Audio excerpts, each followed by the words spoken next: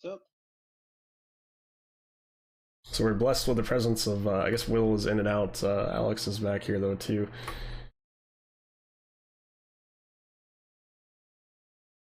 So we can take some Q&A if people have any questions. sure. But yeah, if you guys have any questions, we've got Real World Duluth approach controller Minnesota here with us, and Will is I think in and out too. I'm sure he'll pop back in. Will from ZTL on VATSIM, but ZFW on are in reality. So center controller and root controller and an approach tower up down controller. And also Taylor too. Taylor's here as well. Taylor's been working at Roanoke, if I'm not mistaken. I think that's where you're still at, right?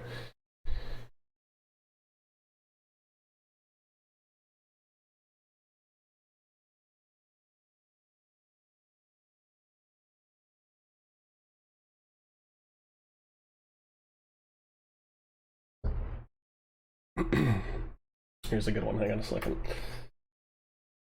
I'm gonna try to get this feature to work here.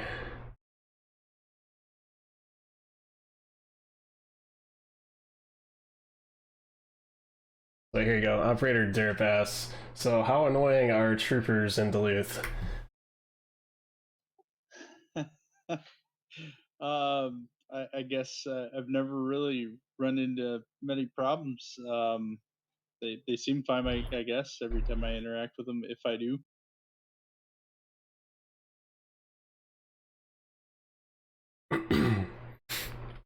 Operator Derp's an officer down in, I think is in Egan. Nice. Have you ever seen Super Troopers? Yeah, that's Duluth.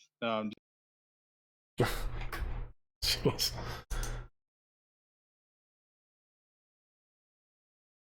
I didn't to comments on the stream. So if you just like if you put a question up, I can feature it, and I've got a thanks to Chili helped me set this up earlier. So if you guys have a question and stuff, I can feature it here. Something legit.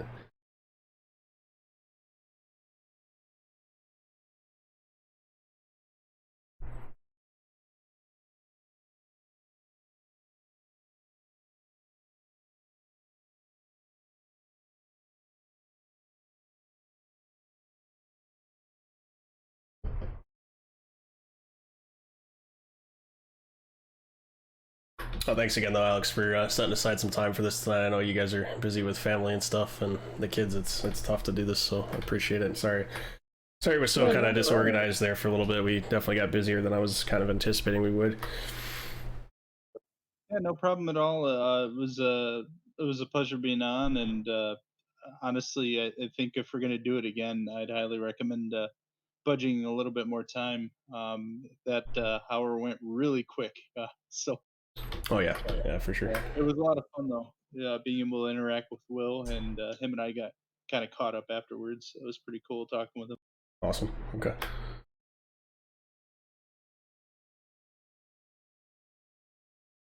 Yeah, it's an overlay. That's correct. I can walk you through it, Alexander. Just send me a message or something on Discord, and I'll walk you through it. Question for you: are there many streamers that you have that are interested in air traffic, or the dark arts, as I like to?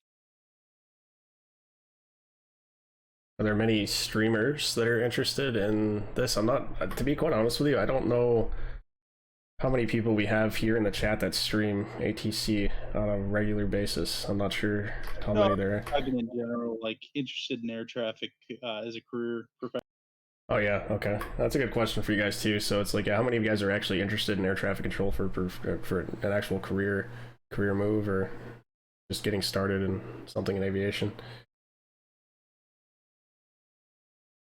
Your channel is kind of a means to kind of reach out to a broader audience and kind of show them what we do on a daily basis for the most part. And it's a really cool stream. I hope you guys get a chance to keep watching what he does and how he does it, because he has some formal training through the University of North Dakota, my alma mater as well, and it's cool to see him reach out to a broader audience that has many interests, mostly organized by like gaming and stuff, and uh, it's cool to see you guys interested in aviation. And hopefully you're able to pursue the career that you want. And if you're interested in the air traffic side of things, I'm sure that the community here can help you out and provide guidance on how you can get there. Yeah, for sure. And as always, to appreciate your support. Operator Derp's got another good question here. Yeah, what do you got? I can find it in a second.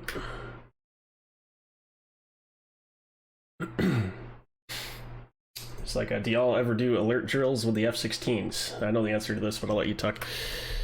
So not Southwest so much 1566 cleared direct to recently, like Minneapolis in Airport. terms of alert status, because the F-16s up here lost their alert status maybe about 3-4 years ago. We still do um, certain things with them, but not to the extent we used to. When I was first at Duluth, and for the first maybe 3 or 4 years of my career, we did have a specified phone that they would say, "Hey, just so you know, we're going to send you a flight plan, and this is what's going on. You're going to get a phone call with a heading and altitude." Um, and so when that phone would ring, we'd answer it. We'd basically be connected with Minneapolis Center and us, and it'd be one of their coordination people telling us what heading altitude that they're going, offering an alert name, a status, if they're jumpsuit ready, like if they're already in their jumpsuits, or if they're already in the aircraft starting up. And then we forward that information to the tower controller. We don't really see that much anymore, since they lost their alert status, but they still do flights to and from military airspace and practice their maneuvers. I guess just a quick follow up before we get to Taylor's question. Quick follow up. He had his why do we use or why did you or why do we use alert? I guess he's asked or lose. Sorry, I said lose. Why do you lose? Why did they lose the alert status? I guess. It's a good question. A lot of rumors, nothing really solidified, but I think the Air Force is looking to compress the regions. So it was between us and Madison, and I think Madison won out. So their alert status when we lost. And it has nothing to do with the unit, because the unit's always won high commendations, and they're always well regarded within the guard units. It's one of the best tactical teams that you can get, and they do a lot of overseas stuff. So it isn't a matter of their talent level. I think it was just maybe a matter of budget cuts or trying to reorganize the system that they decided Madison over Duluth. So Taylor has one here too. As Duluth 5 on 10 off like we are. He's in Roanoke, Virginia. Taylor. Webinar. That's a good question. So we are 5 on 5 off with an occasional couple extra days. So it'd be quick break for control. Sorry, go ahead. Delta 2134 direct O'Neill. No, 2134 direct O'Neill approved, did you?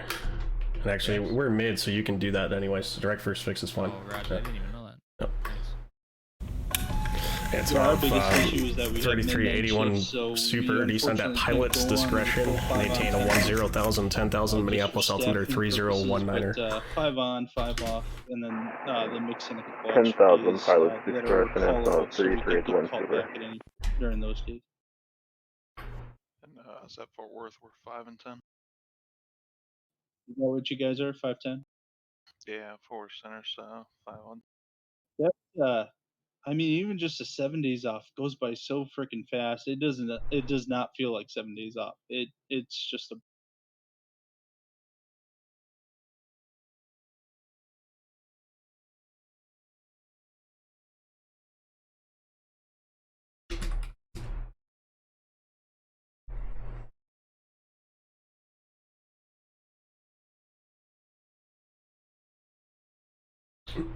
So Will's back with us too, guys. If discussion on the F-16s you guys have there, I'm kind of curious about it now. I'll have to go back and watch it. Yeah. Well, I can kind of give you a brief synopsis. Our guys lost the alert status maybe about 3-4 years ago. So I mean, they still get missions and we still have them go up to our airspace, Snoopy airspace. That's our MOA, just northeast of Duluth, or they fly over to Rhinelander or to Volk. But they don't really do scramble line calls like they used to. Those were really kind of fun because they'd jump in their jumpsuits and hop in their aircraft, quick start, and they're already taxiing out, and they call us ready for departure. We have it all LOA'd with them so they could taxi to the runway because it's right there. It's right off the ramp. So they just hold short, advise ready for departure, and just minimal contact. They get their flight plan ahead of time, and it's just ready, raring to go. And they didn't like too much undue delay because they're trying to practice, you know, those types of situations. But yeah, we don't really see that anymore. They lost their alert status, like I said, about 3-4 years ago, and I guess the Air Force Map Center decided Delta to cross 2134, down to 1000 or Madison 10,500, climbing for on the 7,000, direct alert on you. status operation. Delta 2134 in Minneapolis Center, Yeah, Roger. Climb, maintain flight level follow-up question, 360. 360, Delta 2134. Go ahead. You mentioned the Snoopy airspace that you guys have. I'm not familiar with it, but just understanding how most TRACONs and their size and the ability to keep an active MO or ACA inside their airspace. Is your Snoopy airspace, is it something that you guys control, or is the controlling agency Minneapolis? It's a portion us, and a good majority of it is Minneapolis airspace. So since we own surface to 12,000, um, the Snoopies start off 300 AGL in certain portions. Other portions are 6,000. So they definitely cut into our airspace. So we have to coordinate and approve. Like on our end, we got to approve it with ourselves and then approve it with center um, to open up the airspace. The reason why I bring that up is we have 2 sets of MOs that just sit outside of a TRACON airspace for airplanes transitioning out of the TRACON and into the MOANs. They send them off to us. The airspace is entirely within ours, but does border the TRACON. And we just simply advise them that it's going active so they know to miss the airspace. And we're the ones that clear them in. The only one that we do have where the TRACON actually kind of owns the whole airspace is up at Vance and Vance Repcon, which is just a massive chunk of airspace, surface up to 24, and I think it's a good 80 to 100 miles in diameter, and they have an entire large section of airspace where they work their own air traffic in that. Yeah, that's really cool. I know quite a few people that operate something similar. I think it's Logan Gloss Ivory. He does Sioux Falls, if I remember, and they've got a similar type of situation where they don't issue the clearance into the airspace. We do because we own a part of Snoopy. So the whole ideology is we call Sector 25 for Minneapolis, and we ask them for hot times and altitudes, and that's what we relay to the F-16s. Thanks for the info. Yeah, of course.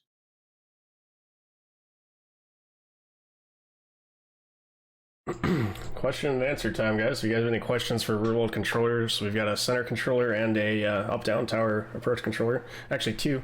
Taylor's in here too. He's not in the chat directly with us, but or he's in the chat with us, but not in the direct voice communications with us at the moment. Taylor does up-down work as well. Great cab.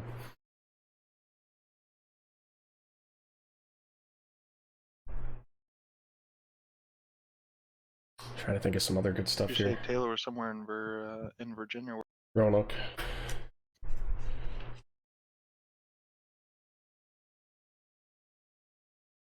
Once again, too, tomorrow, guys, 19Z, so 3 o'clock, 3 p.m. Eastern, 2 p.m. Central is the master class with that'll run for a couple hours, featuring the Minneapolis approach, airspace, and some scenarios there with some real world controllers. But we're kind of just leading up into that. Raider Derp's question up here.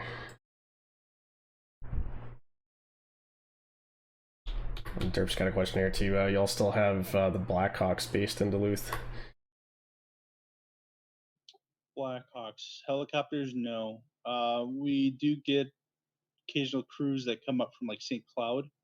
They'll fly up as guard, and they'll shoot approaches and do all sorts of stuff within our airspace. But yeah, no, I've only been at Duluth for coming up on 10 years, and I've never seen a Blackhawk outfit out of our facility. I'm a huge Blackhawks fan, though. You know, go Hawks. Oh yeah. Minneapolis Oh, Center, same Delta here. 1651 on the ground at Fargo. Request IFR clearance to Minneapolis.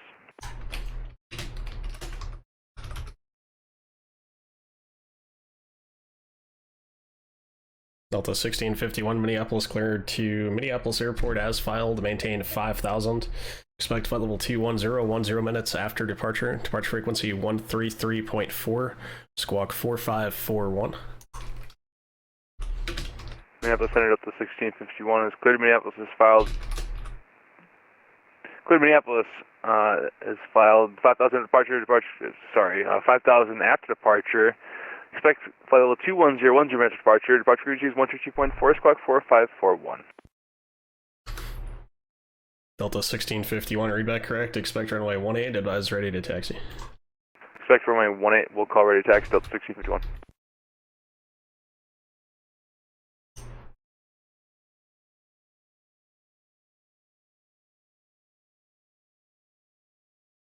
Yeah, we get all sorts of guys down here. We get the B-52s from Barksdale. They have a section of airspace that's out here by Lubbock. Dias Air Force Base and their B-1s. We get the Altus KC-135s and their C-17s do a whole bunch of refueling training. We get the F-18s and 16s off of Navy, and as well as the F-35s off Navy. They're still Lockheed as they are doing their initial certifications of the aircraft when they get them off the production line. And supposedly here within relatively time, whenever they actually get the airplanes out and about, Dias is supposed to be one of the first bases to receive the B-21s, which is the newer version of the B-2s, the B-2 Spirits, and that should be quite a bit of fun because I imagine they'll use the same military airspaces as they do currently with their B-1s.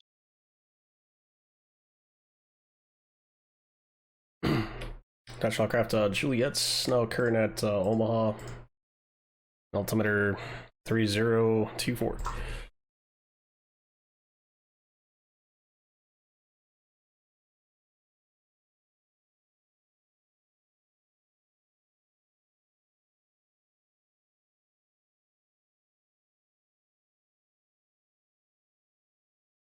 That's actually kind of one of our things when you look at Fort Worth Center's traffic count, and with it being a 12, and we kind of float right in the middle of the list as far as traffic numbers go. And there's a couple airspaces like Miami that are 11s and get a higher traffic count than we do. But then if you go to look at just the military ops, by far we almost kill everybody with at least just about more than double, if not well more than that.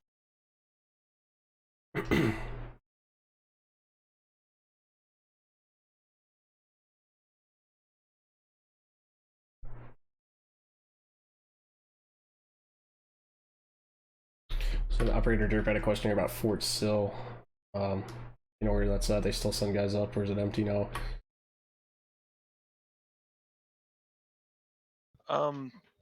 They don't really have much military flying, as far as I'm aware. That airspace is a little bit farther north, so I can't speak too educatedly on it. But they do have a section of restricted airspace. Give me 1 second. Let me make sure I find the right information before I pass it along.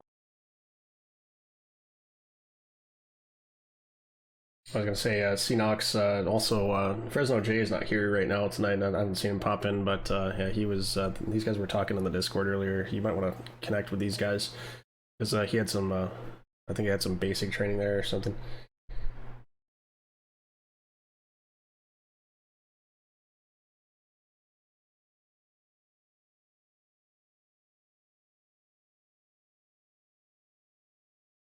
Oh, this is a good one, yeah. Let me pull up Alex. Get yours up here, yeah. So as far as in and out of Lawton, I'm not too familiar with too many military aircraft that come in and out of there like they do the other places. But as far as the Henry Post Army Airfield just north of there, actually I believe they're the ones that are the controlling agency for the restricted airspace. 5601 with multiple letters that follow that, 5601, and it goes well up to I believe in the mid to high 30s. and apparently they're always shooting different artillery off in that area just north of Fort Sill. But as far as the military flying sides in and out of Lawton, Fort Sill, I'm not too terribly familiar with many ops that they have up there, with the exception of on the occasional basis, but not on a almost daily occasion. So a good one here from Aviator Alexander. How easy is it to visit ATCT or TRACONs and route facilities? Like, I know you guys both have probably different procedures for your guys' place. I mean, for us, it was as simple. I can speak, for us flying out to Sky Harbor and stuff, and then going up to see Duluth. It was pretty much just as much as make an announcement on the frequency and say, "Hey, do you mind if we come up?" And they were like, "Yeah, that's fine. Come on up." Yeah, Duluth's pretty easy going. Obviously with the whole COVID situation, there's no tours right now. Yeah. But when things kind of get open back up, you can always call. Generally, about a week in advance is kind of what we recommend. Just let us know when you're interested in stopping by, what your interest is. Usually, that's kind of like a preferred method. Like, hey, I'm an aviation enthusiast, or I'm interested in air traffic. Usually, if you say anything like that, that usually spurs it makes it pretty easy for you to get in. The other part of it too is make sure that you are a U.S. citizen. That is a snagging point for some people. If you are going to be somebody from international, that's got to be worked out months in advance. It doesn't matter my facility or Will's facility. It's so much more, jump through hoops to make that work. But if you're a U.S. citizen, it's not too bad. But yeah, just give us about a week in advance notice. We can work anything out. If you just call the tower and speak with one of our supervisors. Yeah, ours is going to be about the same at Fort Worth Center. Very, very easy to get into as long as you are a U.S. citizen. I'm trying to actually find it. I remember back when I was doing my flight training, it was on like the third or fourth page of the FAR AIM that there was a section in there that recommended that um, pilots take tours of air traffic control facilities. And so even dumb that down to just student pilots, or maybe even just anybody has interest. And it goes through our training department. Our training department is usually the one that has somebody available to provide a tour. And it's relatively easy to get in as long as you get the phone number and get in touch with us, and they can usually get it scheduled. That is on a normal day basis. With this COVID-19 kind of operation that we've been on here recently, they have stopped all tours until we come back out of it. But I'm guessing as soon as we come back out of this, we'd go back to our normal side. We're very easy to get a tour of our facility with very little hassle.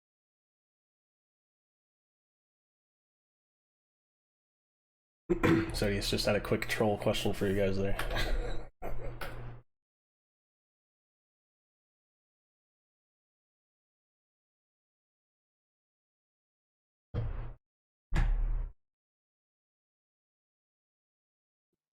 Yes, correct. That is Not a good idea. not a good idea. We actually have a checklist by the phone for you people. Maybe for our own entertainment. I just had a quick story to share with you guys too. I don't think I've shared this one with you guys. Maybe I have, but yeah, I went up to Fargo Tower once with actually it was with Chris Bruner. We went up to watch one of my roommates depart, and lady supervisor, she was up there. She picked up the phone. Somebody called. She picked up the phone, and I could tell like immediately by the look on her face that it was like some whack job that was calling her. And she's like looking out the window and stuff, and I'm like, oh, this is some contrail person, isn't it? And sure enough, she's like, nope. She's like, I can't give you any information on those. Those are on top of my airspace. That's not what we work here. And then you could hear like the guy like through the phone pretty much, and he's like, well, what do you mean? And he's like, it's above your airspace. It's right on top of Fargo. It's how's that not your airspace? Because of course he has no idea how airspace works. She's like, nope, you'll have to call Minneapolis Center about that one and stuff, and goes back and forth. Turns out to be like a guy that writes a book on contrail theories and stuff, and I was wondering why they were so long and so wide. I don't know if you guys get like weird phone calls like that and stuff. You guys probably don't know, but I haven't. Go ahead. I had a guy call and complain about being chased by a bunch of unmanned aerial vehicles, UAVs, and it turned out to be the Stars.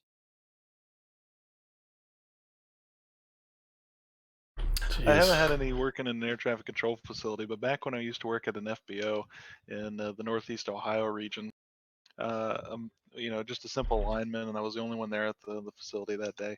And no airplanes that were coming in and out at the time, so I'm just sitting kind of at the front desk hanging out, and just a person walks through the front door.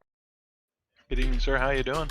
And he kind of looks at me, and with this strange, he kind of looking around where he's kind of investigating the room, and all of a sudden he just looks at me and stares, and takes a second and says, "I know you guys have been following me. I know you have these airplanes following me around, and I'm going to tell you that I'm not going to put up with it. I'm going to file a lawsuit, this, that, and the other." It's like, wait a minute.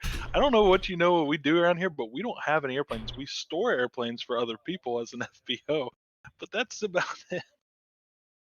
Southwest 156060, send at pilot's discretion, maintain a 101, correction, not maintain a 10,000, 10,000, Minneapolis altimeter 3019er. He was pretty convinced that the law enforcement, that we were, law enforcement or something that was out there and was following him around in his car with an airplane.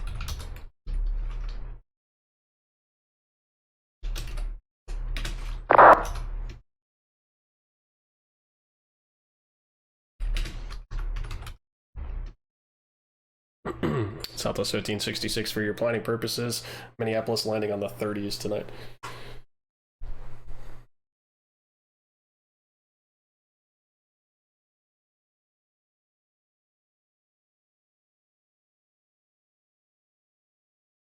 Other questions here too, guys? These guys are still here. I don't know how much longer we've got them for, but if you've got questions, feel free to fire away. All the time, why is the military here is a common question. That's funny. Iberia 22 Alpha Bravo, flight level 350, Oscar November Lima. Iberia 22 Alpha Bravo, Minneapolis Center, squawk 7063. 7063, Iberia 22 Alpha Bravo.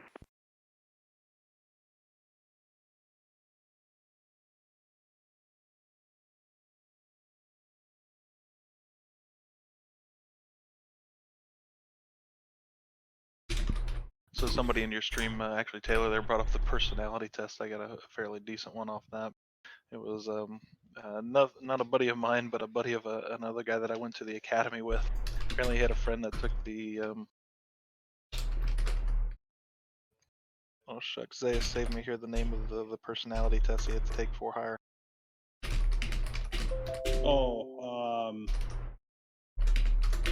Yeah, either which way, it does have a special name, but one of the questions on there was something along the lines of, do you commonly see people or animals that other people don't see? And it basically was alluding to, do you have an imaginary friends or animals? And he answered yes. And so he had to take it again, because they're like, why, would you like to explain why you're having imaginary friends and or pets that and you want to be hired by the federal government? He goes, oh, well, what I meant, like, if we're driving down the highway and there's a deer on the side of the road, I commonly see it before anybody else does. Jesus. Hogan assessment? Oh, Well, are you talking about the Hogan? No. We're talking about the MMPI. Yeah, MMPI, thank you.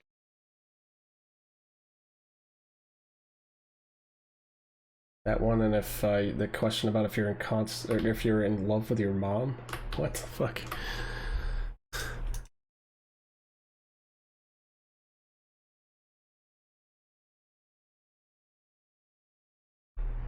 Kicking puppies is on there too. Starting fires, watching stuff blow Bear up. 22 Alpha Bravo. Just want to verify you received the text chat there. The Anchor 4 Arrival's been decommissioned. I'll have new routing to Denver. You the L1 now that Arrival. Derek's here in the channel, Derek, I would like to thank you for sharing your story there, especially with what you had go on with the Malibu. And I appreciate listening to that. And obviously, it's something that I imagine probably that you, at least probably early on, were reluctant to share. And really appreciate that. And from an ATC side, 22 Alpha Bravo, can you just repeat the info, please? He's got a phone 22 Alpha number. Bravo. It's sent to you on text. No. Check your text chat, please. First, again, thank you for that.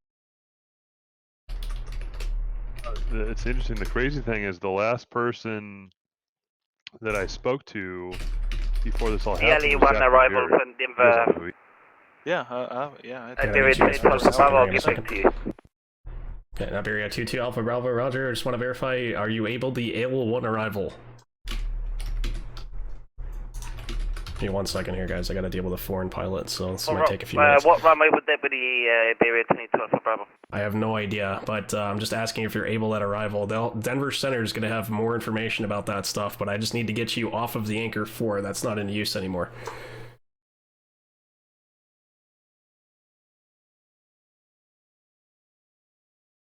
You can always count on this too. Question and answer time, and you get a foreign pilot that gets on here that, yeah, you have to go back and forth with and play 20 questions.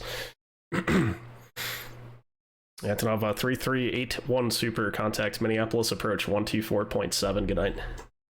124.7, Antonov 3381 Super. Iberia 22 Alpha Bravo, let's revert to text communications only for now. Text communications only, check the text. Verify if you're able to AL1 arrival, please. Again, I'll repeat it, but Sorry about that. Oh, no worries, man. You gotta do what you gotta do. What were you saying, Will, before? So what I was, you know, after thanking Derek, I could kind of my own story about one of the emergencies that I handled. But before I get to that, I'm kind of curious what Derek's side is of what his interaction was with ATC, and what are maybe some things that we did that either help or hurt or just, you know, indifferent. Well, I mean, it was just the normal. I mean, first and foremost, I mean, ATC is always there to help you in a bind. Remember that. Like, even if you dicked everything up, like, you can still call on them to ask. Like, no matter what you do, like, they're always there to help. So I explained to them what was going on, and come to find out later, you know, you watch and the reason why it was sort of a big deal is because I guess the NTSB said that, oh, well, your story didn't match what you told the tower, what you told to approach. I mean, and I said, well, in a time of panic, like, A, I'm not going to remember what I said. B, this is what, you know, this is what was going through my mind at the time, and this is what I said, you know, because I didn't declare an emergency right off the bat, and I never did declare an emergency to come to find out. I thought I did, but I had, throughout the whole time listening to tapes, I never declared an emergency, which probably was mistake number one. I probably should have just done that right off the bat. But I think that both, I think that approach knew what was going on, so he was, you know, I told him I need to find a place to land. So, like, you know, you need to send me in the right direction here, which they did. But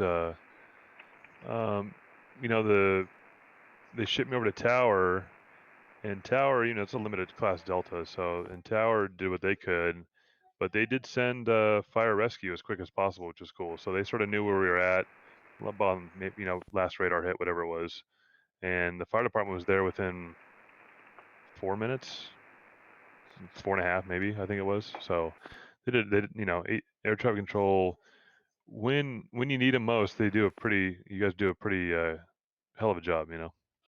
Minneapolis Center Delta 1651, ready to taxi runway 18 from the terminal at taxi Tango. Emergency that eats at Delta 1651, runway 18, taxi via Alpha, cross runway 9er at taxiway Alpha. Taxi runway 18 via Alpha, cross runway 9er on Alpha, Delta 1651. until AJ's done. Come back. That we had an aircraft going into an airport in west of the DFW area, and he was just flight following, nothing out of the ordinary. He's track and direct the airport, and I just gave him a frequency change. Hey, the Mineral Wells Airport's 12 o'clock and so many miles, report in sight. And he didn't answer, and called him a second time, again didn't answer, called him a third time, and he just gave a real quick airport in sight. And it was a little unusual, but nothing that like cued any alarms on me at the same time. And Roger, your radar service is terminated. No traffic observed in the vicinity of the airport. Your frequency to advisory approved. And again, no response. Say it a second time, and the second time around, he just comes back with Roger. Just real quick, Roger. Again, it didn't really cue any alarms. It was just a little unusual, but didn't like set off any big alarms for me by any means. Minneapolis Center, Delta 3369, heavy with you. About 30 minutes later, I start getting some American jets off the DFW that are reporting ELTs.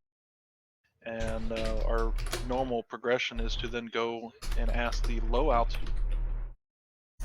They're picking up ELT because they're range. Delta 3369, Minneapolis Center, ident.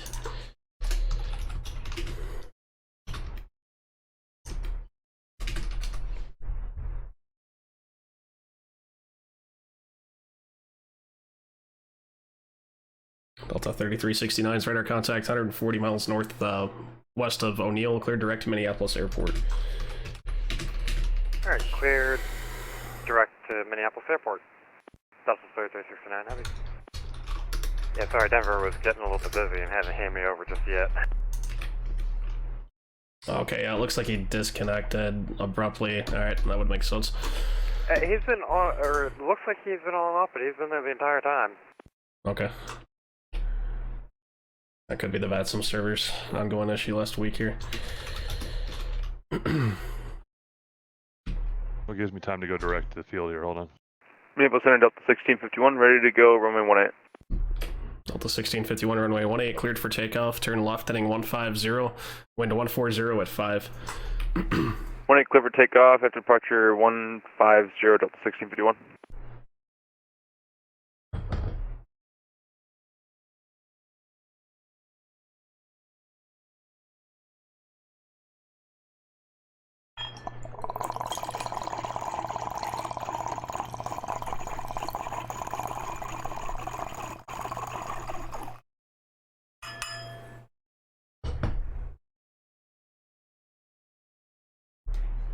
That's a big glass of wine. Well, it's, a big glass would be to the brim. It's right to the, you know, right about where the glass curves. It's normal. 0.20 right in the slot. It's past the click.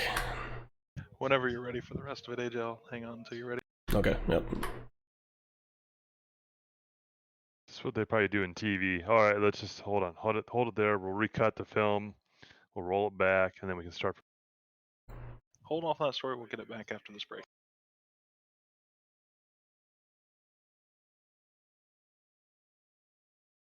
Surprised I'm not running radar yet. Let's see. Let's look for Derek.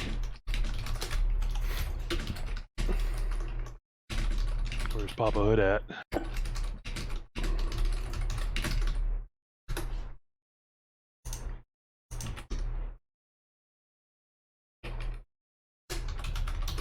Realized I forgot to turn auto track back on.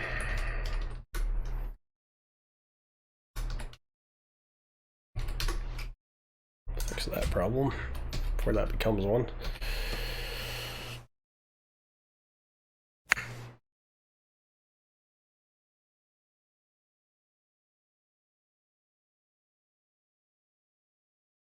Center Delta 1651, climbing through 1,500 for 5,000. Delta 1651, Minneapolis radar contact, climb maintain flight level 210. Climb maintain flight level 210, Delta 1651.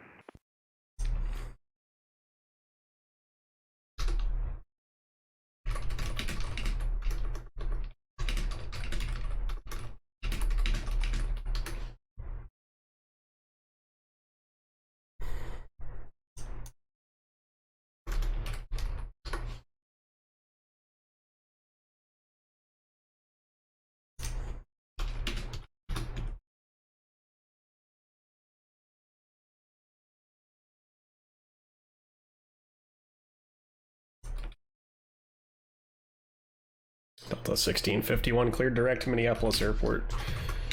Direct Minneapolis Airport, Delta 1651.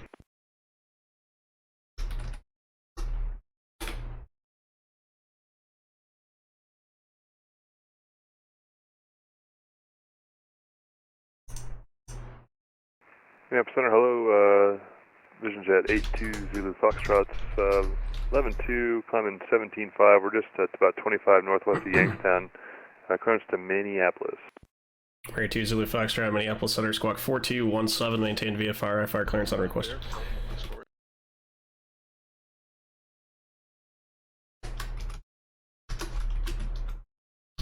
Sorry. Oh, you're not waiting to try to get hold of Jordan here for a handoff about 2 minutes south of his boundary.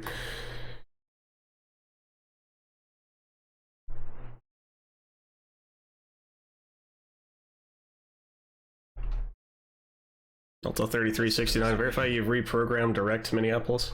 Sorry. Actually, I had not programmed direct to Minneapolis. I've got the 23 arrival plugged in at the moment. Oh boy. Yeah, Delta 3369, you acknowledged the new clearance limit, and I'd like you to go direct to the field. So let's reprogram, go direct to Minneapolis Airport. It's a normal nighttime rear-world procedure for Minneapolis. Alright, going to proceed direct to Minneapolis, Delta 3369 Heavy. Of course, I'm gonna start getting tied up with traffic here. Another handoff overflight needs a new beacon code. This is what happens when I'm working traffic. Southwest 1566, contact to Minneapolis, approach 124.7, good night. Number 82 Zulu Foxtrots, radar contact 80 miles northeast of O'Neill, altitude indicates 15,000. Stand by for an altimeter, clear to Minneapolis Airport as filed, climb and maintain flight level 290.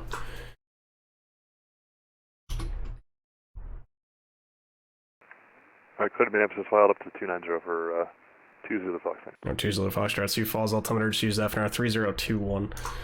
3021, thank you, Zulu Fox.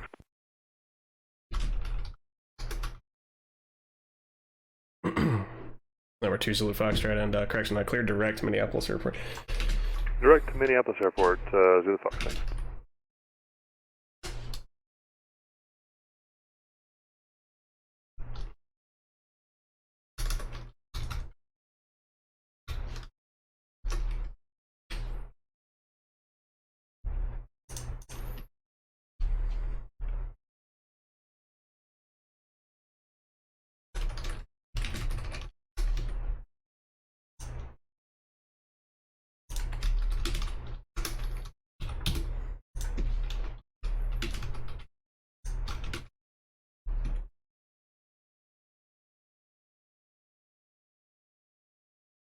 Okay, sorry. Whenever you want to continue that, go ahead. Shouldn't be too much more. Hello? Not a problem. That's actually very similar to how we do it at work. We just be in the middle of a conversation, somebody will get busy, and we'll just pick it up again as soon as they get everything settled. But just to kind of recap where we were, so guy going VFR into an airport, West Texas, gave me a couple quick short responses at the end of his flight as he was going in the airport. That was unusual, but not too alarming. ELT reports I started getting about a half hour later from some American jets that were departing DFW. Our procedure is to find some low altitude aircraft so we can help JetBlue 916, Minneapolis Center, Roger, Squawk 7070, correction, receiving a duplicate beacon code. Find it a little more circled. Just happened. We have a, later. we're doing shared cockpit, so. Okay, JetBlue 260, correction, JetBlue 916, that's not answering my question again. I need you to recycle transponder, Squawk 7070, whoever the lead pilot is, 7070, receiving a duplicate beacon code. So not both of you, just the lead aircraft. Blue 916. Okay, so again, just to verify, not both of you, just the lead aircraft. Yeah, I'm the one that's flying. Okay, thanks. Sorry guys, I keep getting interrupted here. I got another handoff too coming to me from Toronto. This might be a little hard to do Q&A, especially when I have to play 20 questions with people. This makes it a little bit more challenging.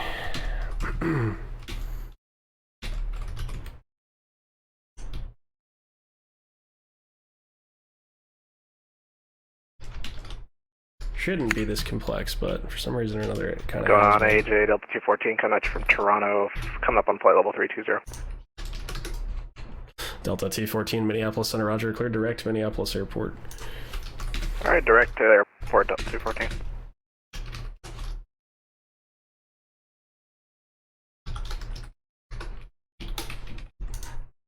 Okay, shouldn't need to talk to anybody for a couple minutes here. Delta 1703, contact Denver Center 135.6. Good night. Denver Center on 135.6, Delta 1703. See you. Sorry, dude, I had to mute you again there. Just picking up again. Yeah, no, but whatever, dude. Continue, Mr. Lewis. Yeah, continue with this liquor interesting story. The liquor stories with William Lewis. So he says, yeah, that's the Are guy. you drinking Boom Jean tonight, or what's your liquor choice? We got to start there. Keep going, Will. So this guy says, yeah, it's the guy that's smoking hole in the ground there at about 2 miles off the end of runway at Mineral Wells. Oh, this is the first time we heard of it. I immediately tell the supervisor. Come to find out, it was the guy that gave me the short responses going into Mineral Wells on his radar termination going in there.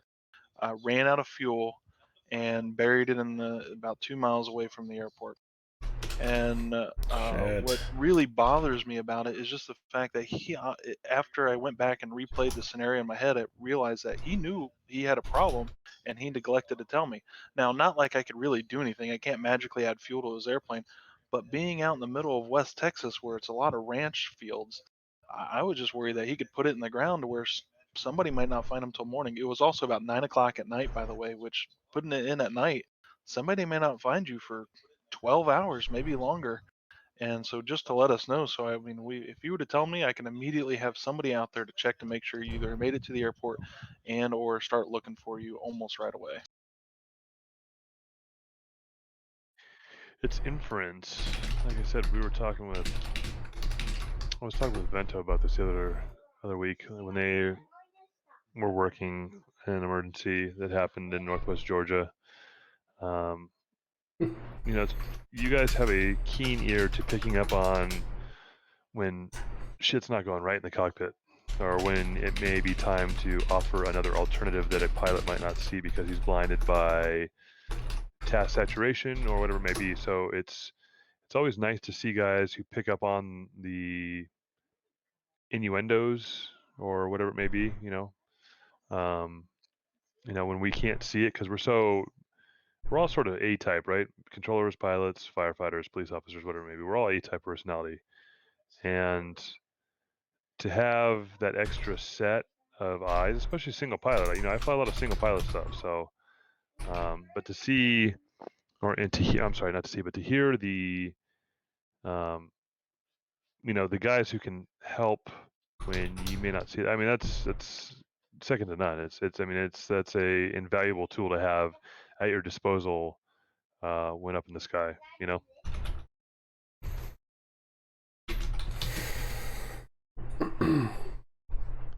Hello, is this thing on? Yeah, there's a lot of clear. I'm joking, man. Cheers, genitals. Yeah, well, cheers. To the Queen, Ray. But no, I think Raise a you lot a of toast, guys. sir. I think that Of this stuff. like I was talking about earlier. Oh, air traffic controls is there. That's their job. They're supposed to be there. Well, there's a lot of you guys that go above and beyond when you don't have to. Outside of the scope of the 7110. I think there's a lot of guys that not non-procedurally. Like you still follow the 7110, but you go above and beyond as far as trying to offer help where it's needed. Especially when it's not solicited. Yep. What was it, Boston John, right? What did he say? Delta Was 2134, contact Denver Center 135.6. Good night. Was it doing what we love or whatever the hell? Like that. 35-6, 2134, good night.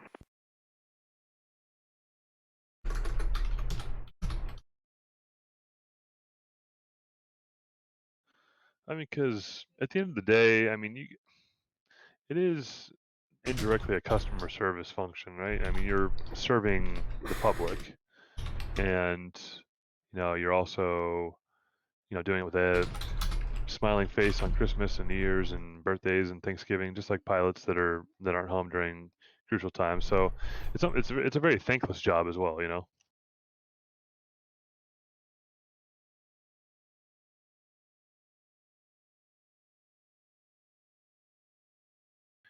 Unless you work in a tower. If you work in a tower, everybody knows where you work. If you work at a center or a Tracon, nobody has a clue where you work.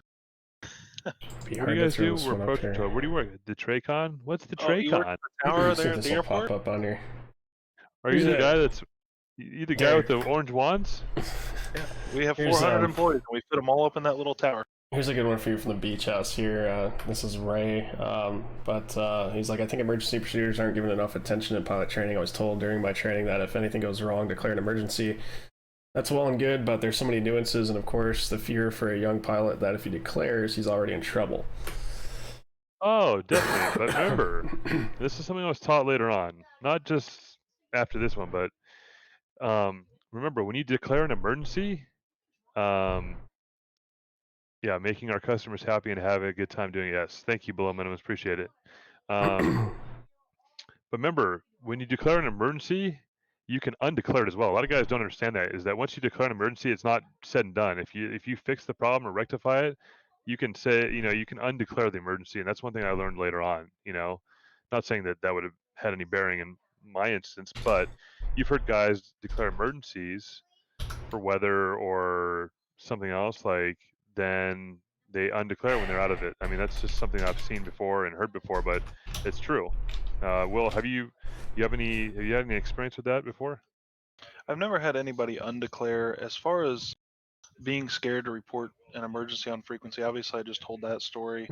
I don't know what happens between the pilots and the FSDO office after the fact, so I can't speak on that. But as far as the air traffic control side goes, I just want to help, and I can't help unless I know. And so please just tell us anytime you have, even if it's not an emergency and you just have a problem, by all means. By me even not even saying emergency, that still happens quite often where somebody says, hey, we got a problem, where basically they're just letting us know that this could potentially turn into an emergency. And it's still basically kind of magic words that gets everybody attention, and you get the surrounding of your peers to be able to provide assistance on whatever the situation might be. And then of course, if you do say the magic words emergency, and or if we go ahead and declare it for you, then you really just get everybody's attention, from the controller to all the controllers in the room with you, the supervisor, our operations manager up at the desk, and just everybody gets involved. And then they again reach out to external places such as law enforcement, fire department, airport operations, anything else to be able to provide whatever assistance that may be needed. Oh no, of course, and that's like I was telling AJ earlier. I wish that there was more. Don't mind the crying kid in the background, everybody. Like it's been like that all night. Same with Alex's house too. I think he's still in trouble. But I wish that there was more of a catalyst between pilots and controllers. There's never been a real Delta good 1651 to Sundet pilots discretion maintain a 10,000 Minneapolis there's never altimeter really been a good bridge 3019er. between pilots and controllers. Pilot discretion down to 10,000 Delta 651. And I wish that Delta would 1651 change for your eventually, planning but purposes, it landing in the still hasn't 30s. gotten there yet. If we Expect the understood more 30s what Delta you were 651. doing, and you understood more what we were doing, I think we could work together. Work better together to accomplish our quote-unquote mission. I hate to use that word in flying, but I mean it's true. The true purpose of what we're supposed to be doing with each other. You know what I mean? You talk about camaraderie. Do you notice any differences in the camaraderie between air traffic control and pilots depending on the region that you're flying, such as like the Northeast or? Oh, that's a great or question. I got asked. I got asked that before with Vento on his podcast. Like, it Well, seems type like your question out. Type it out in chat. I'll put it up there. and AJ, I saw that Derp had a question too, so I want to answer that when he gets it out. But I gotta say that the places where I get the best service, and I hopefully nobody's listening here that's air traffic control in other places in the United States. My apologies if you are, but the best service I get is in the Midwest. 100%. Yeah, go, bud, go. Okay, go see Auntie. Okay. The places I get the best service is I'm gonna have to say it. Dallas Fort Worth, one of the places, Fort Worth Center. No, I'm not trying to kiss Will's ass. The center level, not down to the approach level, center level. You guys are the most. I think you guys are the most flexible when it comes to weather avoidance. Obviously, because you guys are well versed in it. Kansas City seems to be pretty good. The worst I seem to get all the time is Denver approach. I don't know what it is about that. Denver approach seems to be some of the worst. I still have had nothing but great experiences in New York, so I can't really, the horror stories of people talking about New York approach, New York Center. They're pretty good at what they do. So, but I've noticed that most of the camaraderie is pretty uniform across the board. I think maybe it's a change in the guard. There's younger controllers out there. Who knows? But the middle of the country seems to be the best service that I've gotten. And I ask that because when you're giving your pilot perspective of that you said there was a little bit of lack of camaraderie in some locations where I had the opposite view. I'm like, man, it's very rare and can't even recall a time where I had a disagreement with a pilot by any means as far as something was going on.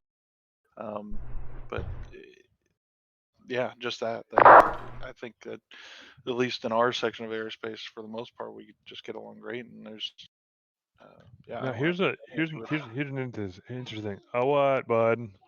Yeah. Okay. Okay. 3-year-old. So the interesting thing, Will, is that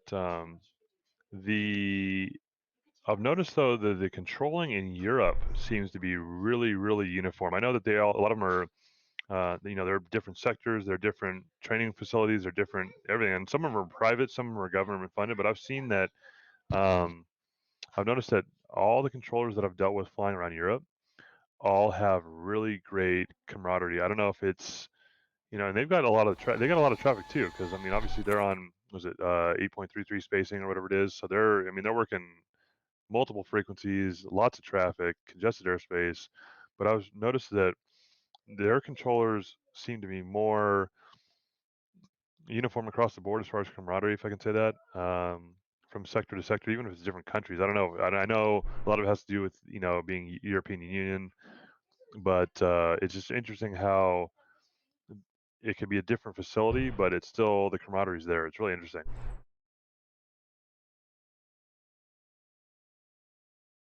It just seems like every facility has its own quirks about it here in the States, and a lot of it. And this is another thing. Actually, it brings up another good point Delta about 1651 turn 30 degrees right, and nice vectors for opposite direction departing traffic, Minneapolis. More pilots knew about 30 to the right, Delta 1651.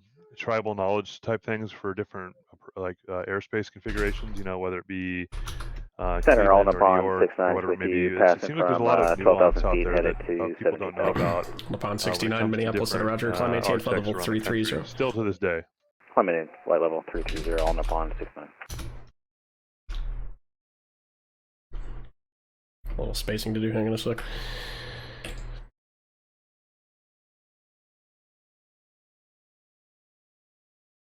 Delta 3369, descend at pilot's discretion, maintain a 10,000, Minneapolis altimeter 3019er for your planning purposes, landing on the 30s. Descend and maintain flight level, 10,000, Delta 3369 heavy.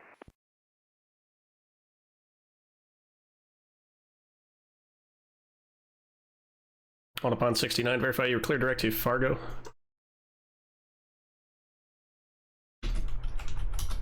And repeat last for on upon 69. On upon 69, I just want to verify you were clear direct to Fargo, Foxtrot, Alpha Romeo. Yes, it's clear direct for Fargo for on upon 69. Okay, thanks. 1 second here, guys. We'll come back to the questions in just a minute.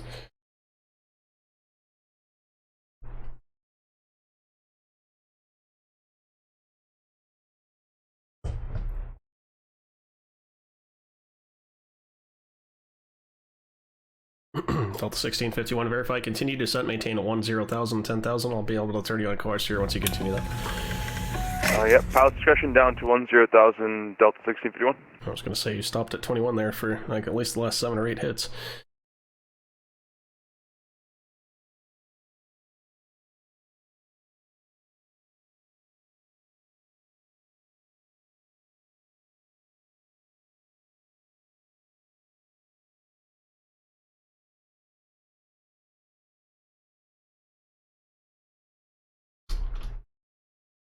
Okay, we're supposed to be direct Fargo, now we're turning south. South of that. We'll get there eventually, don't worry about it, darling, we'll get there eventually.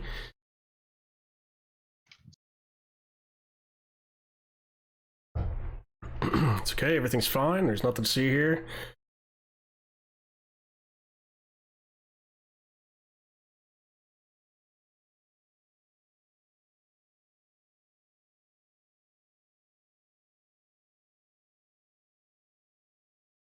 Delta 1651, re-clear direct to Minneapolis Airport. Direct Minneapolis, Delta 1651.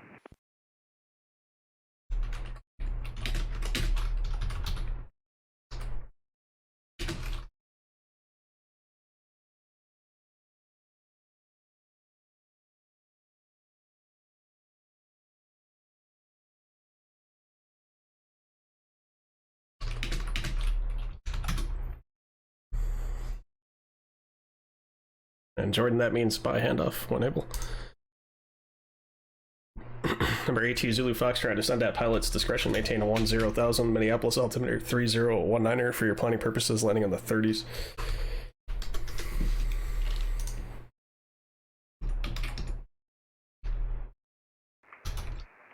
PD to 10,000 and copy altimeter for 2 Zulu Fox.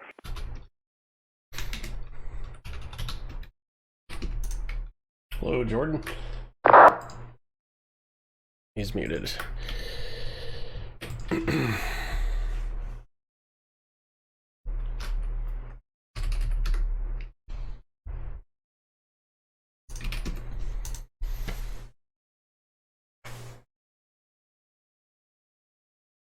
Delta 1651, contact Minneapolis approach 124.7. Good morning.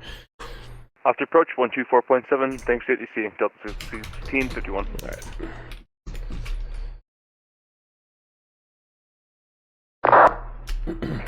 Minneapolis Center, Frontier Flight 1514, checking in the flight level 330. Thank you.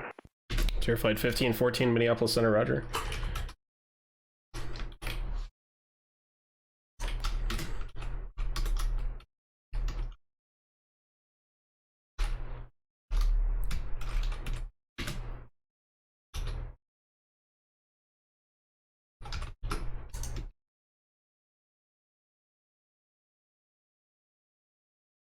Yeah, all upon 69, clear direct, Fargo, Foxtrot Alpha Romeo. Jordan, I need you to unmute, buddy. On upon 69. I've told him that multiple times. He doesn't listen. Yeah, I mean, he keeps clearing people. Like, or at least all upon here is direct to K-Brew, and he's supposed to be direct Fargo. It's like direct endpoint when you're, you know, mid-ops here. So I'm gonna have to check with everybody to see where they're direct to. I get this under control here so we can continue having a nice conversation. I sent him a message. Yeah, I mean, me too. I already did too. I gotta have to piss like a racehorse now, though, so I'm gonna go do that real quick. Still with me? It's overplayed. It's overplayed now. Great. Yeah, okay. a little bit overplayed. We're let's find another one here. Okay, yeah, just fucked it right off then. Okay, cool. I'll just show myself out.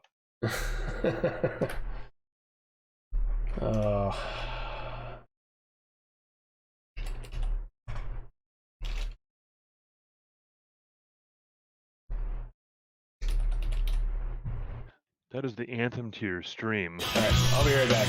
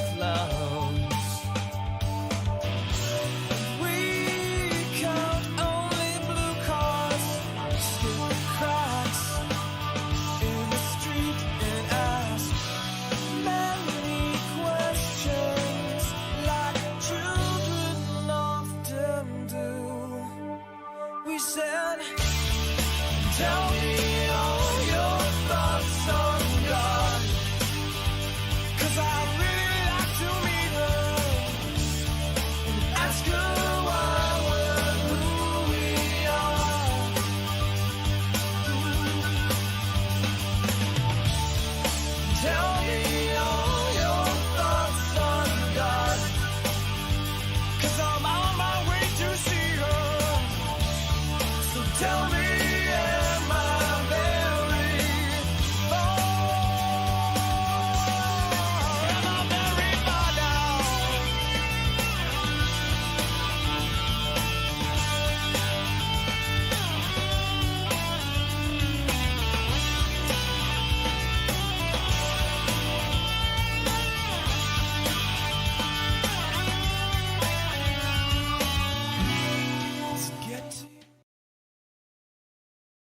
1514. Go ahead, sir. I don't know if it's just me, but I have my radio all the way up in my aircraft, and the last sentence was fine. You seem really quiet. Air Flight 1514, first complaint I've received tonight. I'm not sure about that. Oh, that's odd.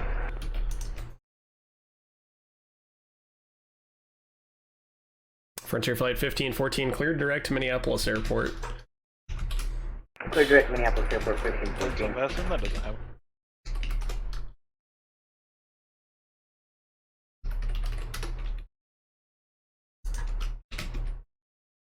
Okay, I can't remember where we were. Somebody needs to help me there. And Derek probably stepped away too to top up. Hey, the crying baby. Hmm. And I think we pretty much finished our last point of discussion. Okay, I probably missed some questions. I missed any questions? We have questions here. If you guys have questions, feel free to ask. We've got a couple. Well, we had 2 real-world controllers. I think Alex just dipped out for the night. Looks like he just dipped out for the night. Put this back up here. So.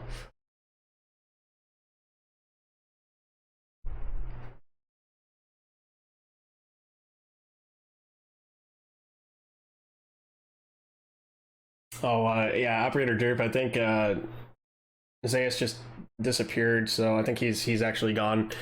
So yeah, sorry, I'm not sure. We probably won't be able to provide much of an answer there. Yeah, he just dropped out a few minutes ago. Sorry. He's got to go to work tomorrow morning though too. He's back on for I think 7 on.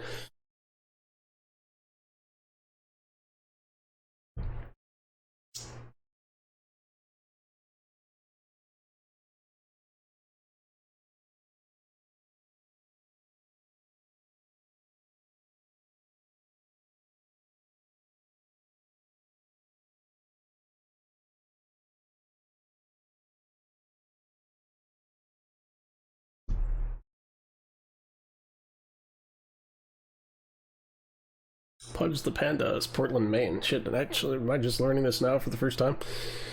Yeah, I had no idea. That's cool, man. I've only flown in there once. I got my dad's brother, so my uncle, he lives up in Kennebunkport, right up in that area. So I've flown in there once before.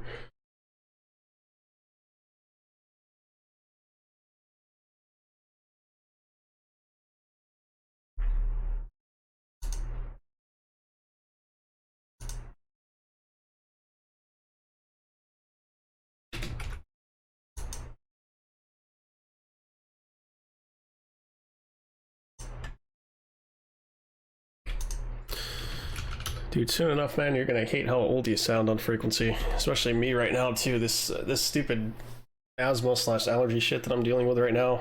I wish I could speak crisp and clear. Because right now it's a struggle for me sometimes to just sit here even try to pronounce stuff and try to get a full transmission out. It's tough for me to do it without getting a tickle in my throat. It's a fucking pain in the ass. Pardon my language. Yeah, he is on Discord. It's Hawks. I think it's Hawks 1326. I'll check that. Yeah, Hawks 1326 on Discord. He is on the Discord too, so yeah, you can just ping him a message too. He'll get back to you for sure.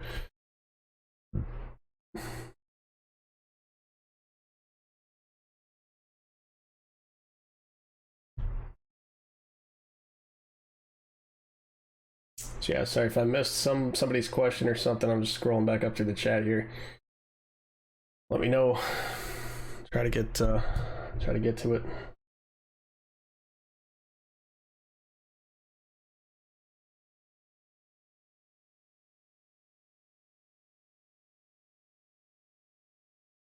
I think Derek had to go take care of a child anyway, so probably be a minute or two, so hot minute until he gets back on.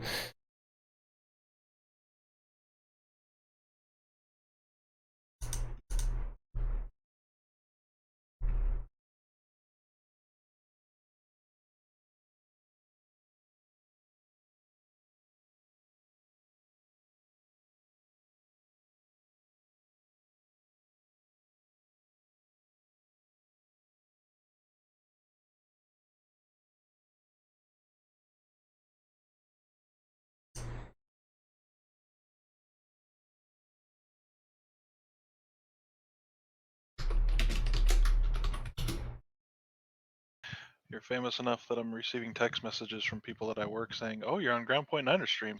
Oh my god, are you kidding? Yeah, just one buddy. I actually went to the academy with him, and he discovered me on streaming a couple weeks ago, and I would imagine he probably follows quite a bit of other either controlling or flight sim streaming guys. That's And cool. He said, on Twitch the other night. I was gonna say, hopefully that's not a bad thing. I think we've lost Denver now too. I didn't see a message from them saying they were closing, but it looks like he's done. Unless that's just the server again.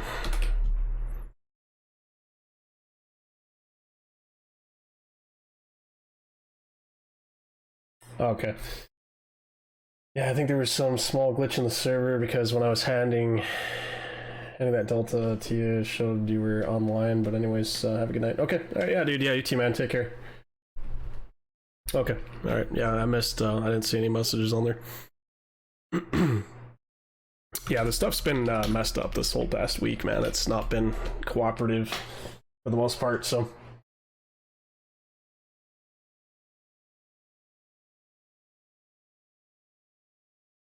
Oh yeah, for sure, Operator Derp. Yeah, yeah. Ping me the link in Discord. I'll take a look at that for sure. Sounds good. Up, are you back? Nope. All right. We're A2 Zulu Foxtrot. Contact to Minneapolis approach 124.7. Good morning. 24.7 Zulu Fox here. Delta 3369. Contact Minneapolis approach 124.7. Feel free to keep your speed up too. You can go fast at 10,000. You got a ways to go. Alright, I'll probably keep it up to about 270, just to kind of clear that distance. Thanks, and I'll switch on over to 24.7, double 3369. Yeah, you'll have plenty of room now between you and that jet off your 2 o'clock position or so, but yeah, feel free to go fast. You can pick it all the way up.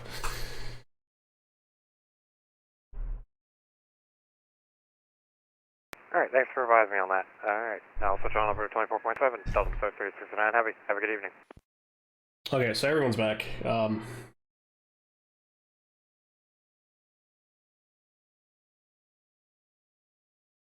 Yeah, 270 quote unquote fast, right? Yeah, exactly. That's debatable. Kind of like they say at the Fighting Sioux hockey games, you know, like opponents at full strength. That's debatable.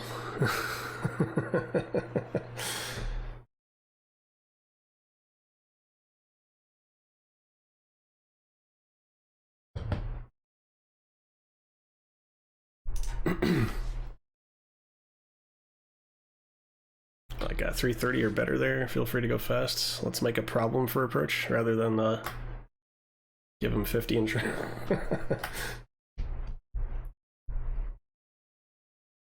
I was watching Beat Up stream the other night. He gave somebody 280 or greater when they were leading the pack on an arrival. Like, come on, man, 320 or greater. Yeah. Tell him to pick it up. Yeah, I think I'm a little, sometimes I'm a little lax in that department too. I should probably, like, ask, like, what is your best forward in the descent, and, you know, see if I can just do a little faster. Sometimes I get a little hesitant to do better than, like, 300 sometimes. I don't want to screw up people too bad. On a 7.3 or Airbus, at least real world side, it's very common for us to give 320 and then resume normal speed at the corner post fix, which usually has a 250 knot speed restriction. Okay, yeah. JetBlue 916's leaving my airspace. Chicago Center's closed. Frequency change approved. Good night. This is going to be fun. Me and this Delta guy. Closing to Unicom. You have a great night, JetBlue 916. That was kind of the point too, trying to make it fun for approach. Yeah. Of course, if you get a Phenom pilot, then they're only going to do like 280. It depends on what kind of Phenom it is.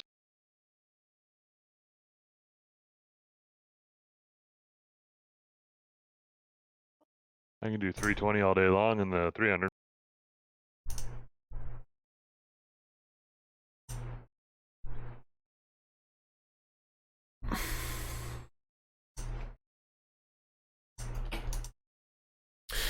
So yeah, if you guys are wondering why are we still on and stuff, and again, it's because we're doing the Iron Mike push. So we've got until 7 p.m. We got to run until 7 p.m. on Sunday. I'll be taking Sunday off, of course, but tomorrow we've got different plans, so this will be probably my last Minneapolis stream, at least for the time being, until probably Tuesday of next week. We'll go into some Kansas City stuff tomorrow night, at least that's tentatively the plan.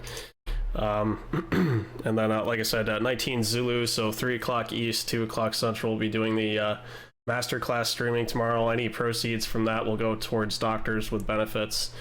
So just a heads up on that as well too. We'll be doing something a little different with revenue from that stream compared to other streams.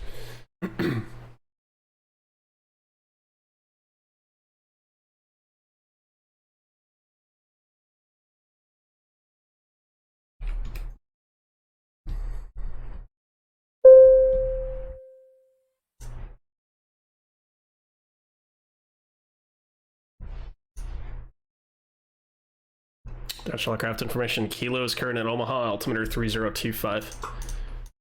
So actually kind of pondering on a possible question for the audience. Have at it.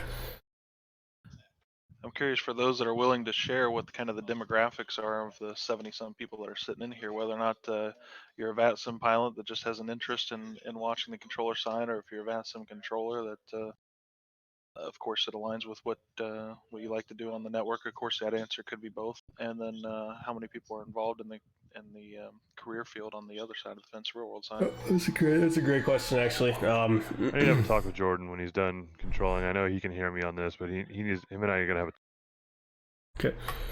Below minimums, maybe you can yeah, maybe start like a poll or something. That would be kind of a good one, I guess, for a poll. That's not a bad idea.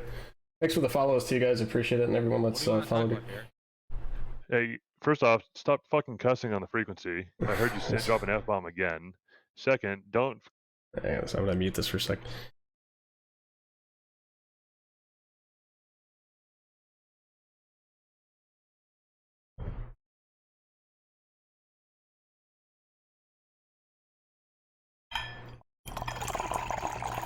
Time for another one of these.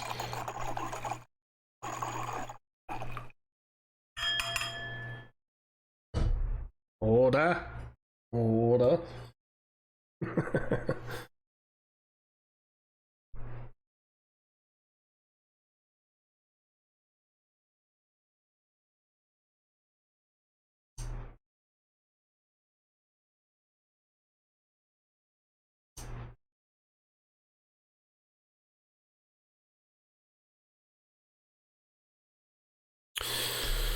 Alrighty, well that said, these guys formulate some questions for a few minutes. I'm gonna go have a quick smoke break.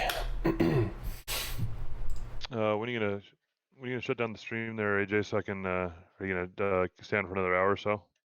Yeah, let's see. Let's just see how it goes, I guess, for a little bit here, see how many more questions we get that pop up. Try to run these through, so yeah, if you guys have any questions, stuff, we have to see when plan to get on. So we have a real pilot that's on here with us, Derek Hood. You guys are very familiar with at this point too. William Lewis is with us. Actually, Zayas came back too. Alex is back. The Duluth controller is back now too. So if you guys have more questions for approach and control aspect of stuff too. Out upon airway 69 is going to step away from the car for 5 minutes. On upon 69, Roger. Advise back on. Okay. All right. Okay, I'll come back and check through for your questions, guys. I'm going to take a quick break here. Just play a quick ad break here, and be back in about 5 minutes. So, everything for a minute. Be right back. What happened? Did you leave for?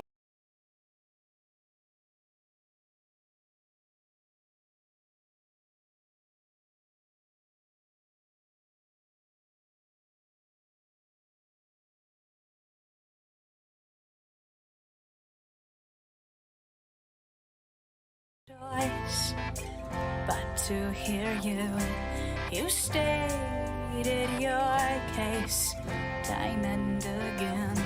I thought about it. You treat me like I'm a princess. I'm not used to like that. You ask how my day was. You've already won me over in spite of me. And don't be alarmed.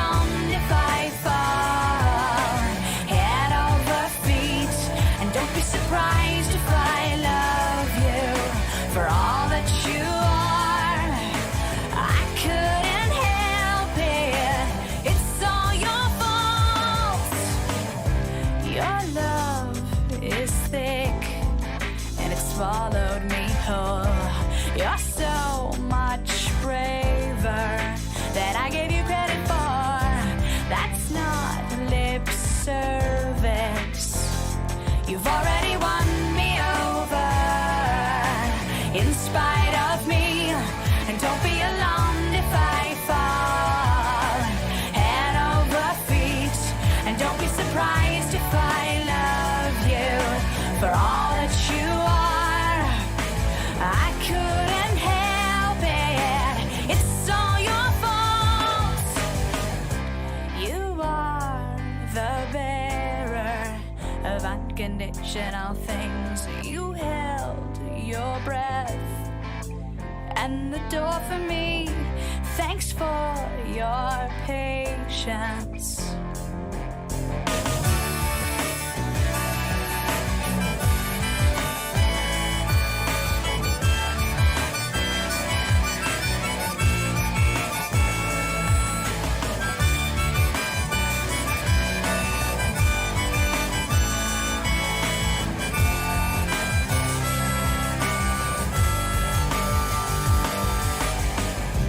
You're the best listener that I've ever met.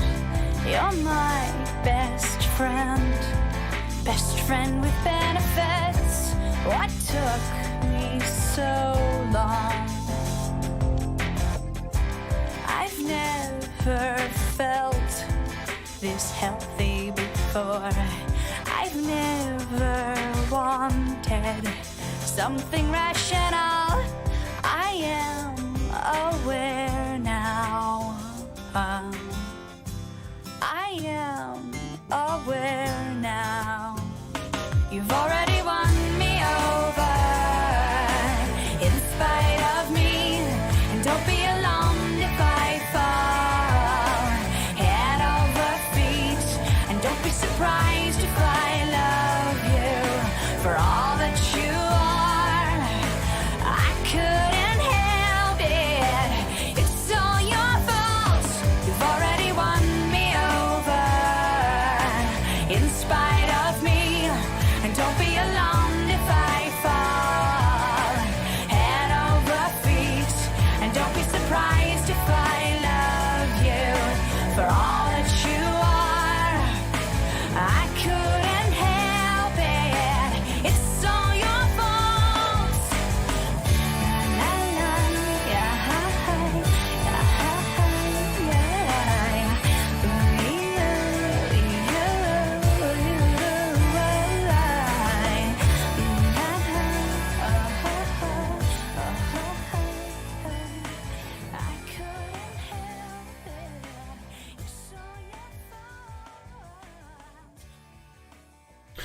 All right.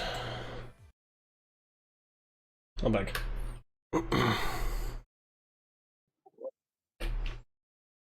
Any more questions in the chat? I got quite a few text messages, but way up there was a question. Or who it was from? GHP 88. Yeah.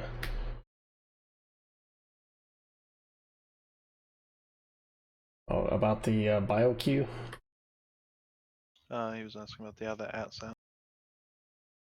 Alright, 1 second.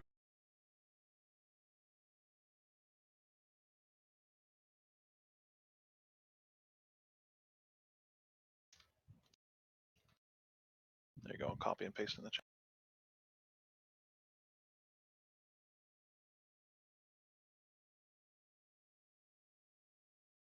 Okay, there you go.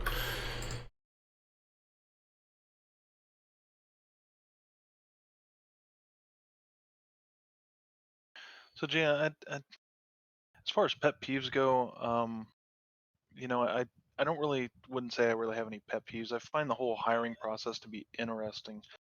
When I got in, now it wasn't the ATSAT, but the ATSAT with a T on the end there. ATSAT is the one that I ended up taking with the BioQ. It took me 2 attempts the first time around, and I also got in just shortly after they stopped with the CTI only bids and went back to off the street bids. I have What two I pet peeves. what I happened to notice was that it, from the statistics that I heard, that it really didn't make I have much two difference. pet peeves, but it's because I'm a pilot. Academy. So my first one is somebody asks for advisories to north. You give them a code, you text, or you're working departure. So you give them a code, you identify them. They go, they do their maneuvers, and then they say Duluth approach number 12345. Instead of just going into what they gotta say, they wait for you to call back, and it's like the most annoying thing to me in the world. It should be just Duluth approach number 12345 inbound ATIS X-ray for runway 27 or touch and go. It's full stop, whatever. You don't have to address me and wait for me to respond to acknowledge you. I'm listening already just by you saying your call sign and Duluth approach. The other one for me is giving us a distance and location reference the airport when you've already been identified and we're providing radar services. So if you're like number 12345 is 10 miles north of Duluth inbound with ATIS X-ray, I've already identified you well before. I already have you on the scope. I have you identified. You don't need to tell me your position. You can just tell me what you want to do. Those are like my two biggest pet peeves, and that's it. I mean, I don't yell at pilots or anything, but like I'm thinking, come on, guys. You know, you guys are pilots. You should know somewhat proper etiquette. And you know, I know the instructors are trying to teach them a certain way, but it seems like a more and more common occurrence.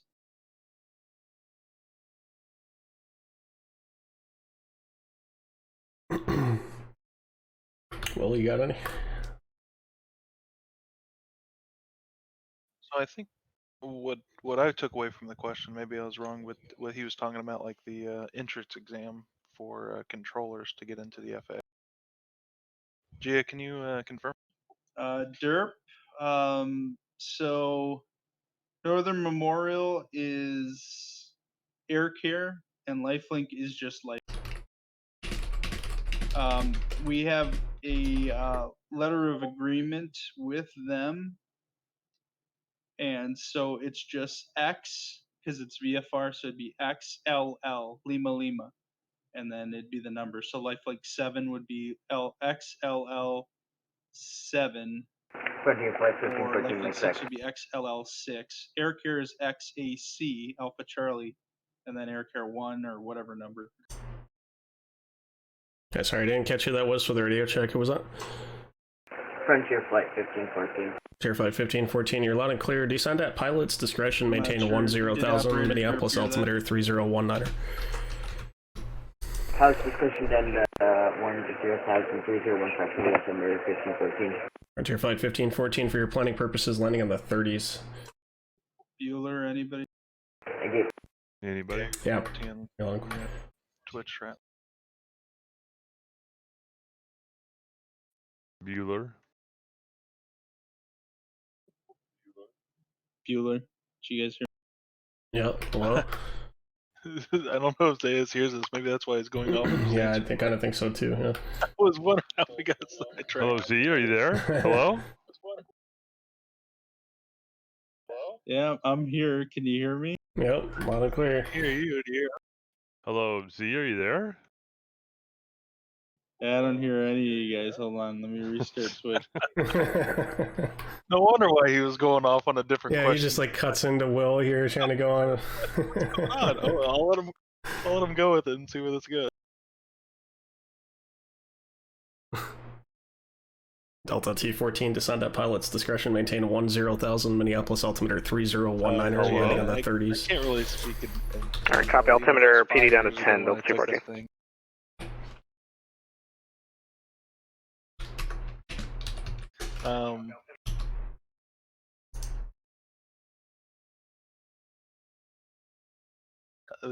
The only other side is I could see the frustration from those that didn't make it in the first couple times or didn't make it in whether or not it's a hindrance or helpful to the FAA, I couldn't advise on that either which way.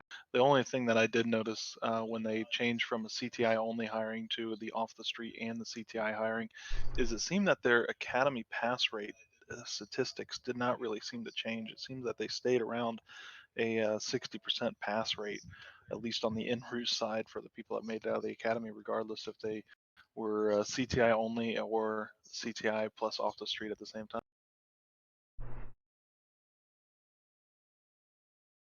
I will say the one problem that the FAA does kind of have is it seems that every time they open up a bid, they get somewhere well north of 20,000 applications every time, and trying to filter those out have got to be massive. So I would easily say it's they have to find some way to limit people down, but how do they best do that? That's a really good question.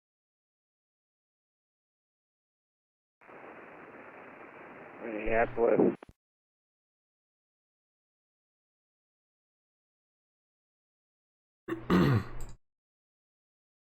Calling Minneapolis Center, say again.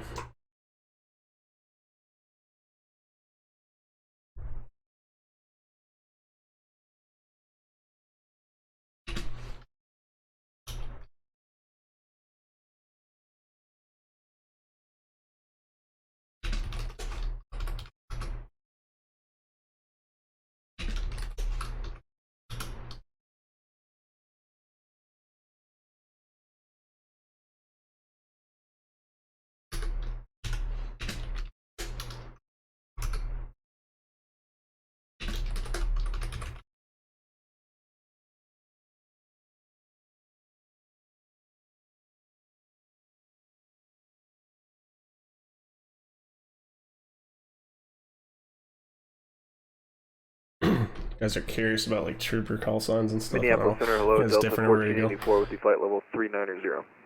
Delta 1484, Minneapolis Center, squawk 4527, verify transponder mode C.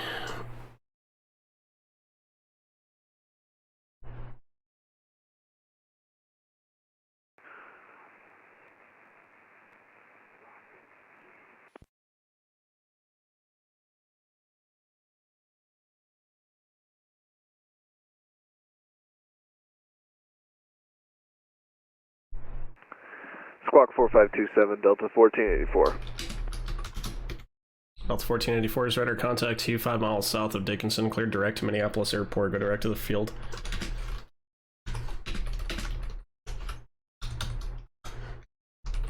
Direct Minneapolis Airport, Delta 1484.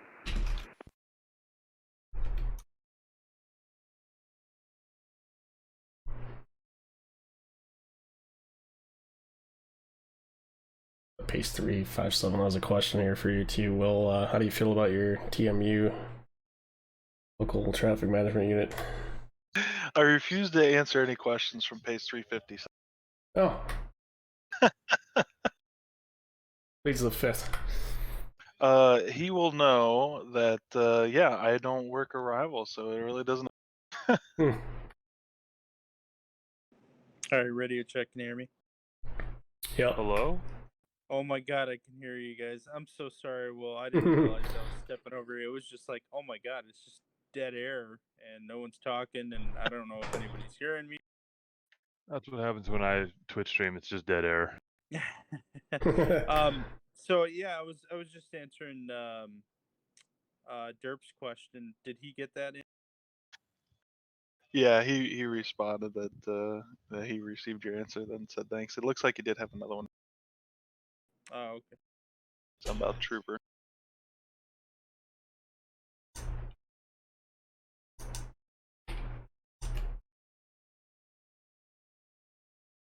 Below minimums, I'm a center control. You just play one 5 days out of the week.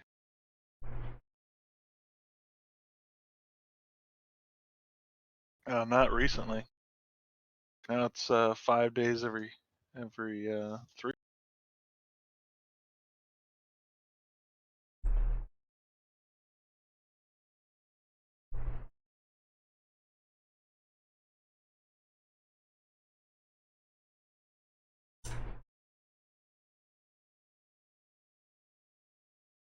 Weird question. When troopers come to help us, do they call a departure and get flight following, or do they just depart VFR and call when they need VATSIM clearance? Not sure if I'm not sure if Alex will have an answer for that. So coming down, most of the trooper guys that we see come up from the cities, and when they do come up, they don't always talk to us, but sometimes they do, and you know, they're just asking for local advisories. Otherwise, they'll just ask for a squawk code to come into the land. Minneapolis Center is southwest LOA 518 with you. Were you pinging me, sir? RP Southwest 518. R, I think. Southwest 518, affirm squawk 6323. Good evening. The call sign, it's typically Trooper 8 that calls.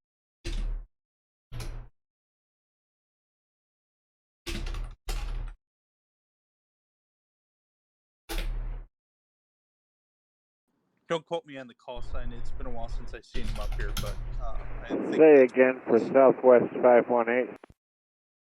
Hang on. Southwest 518, squawk 6323.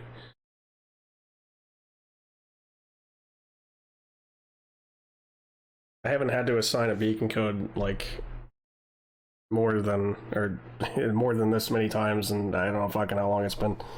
And then they still get it wrong too. He still has it fucking reversed. Southwest 518, try again, 6323. Minneapolis Center, Southwest 518. Had you loud and clear at the beginning, you dropped. It's great when you're trying to do Q&A.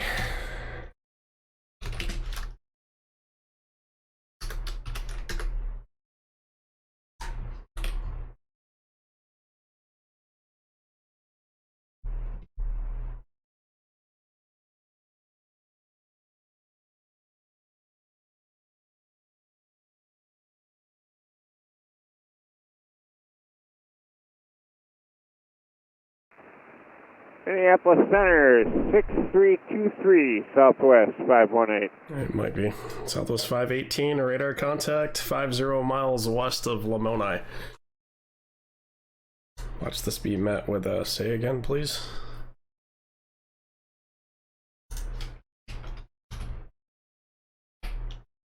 Or just zero acknowledgement whatsoever. That works too. It's alright, dude. You're in my sector for another 5 minutes, so call it a day.